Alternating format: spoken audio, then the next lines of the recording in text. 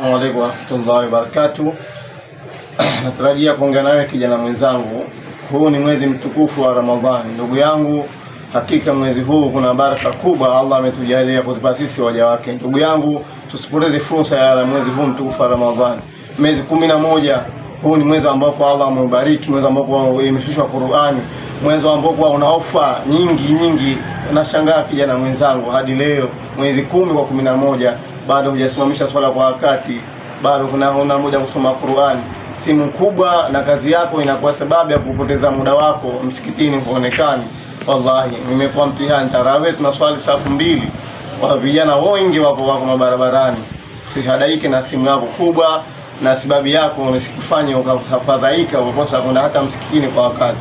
Wallahi nakwambia ndugu yangu, ni fursa kubwa inayopatikana, faida nyingi inayopatikana katika mwezi mtukufu wa Ramadhani. Au tujui mimi na wewe kama mwaka utafika tena mwezi huu mtukufu kama huu, mwezi mtukufu Ramadhani utatufikia tena. Tutumie fursa, tutumie fadhila zinazopatikana katika mwezi mtukufu wa Ramadhani.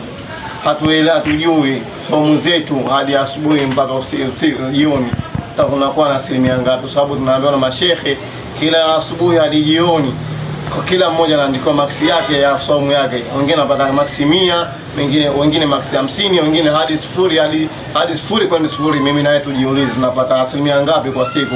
Wa hadha, assalamu alaykum wa rahmatullahi wa barakatuh.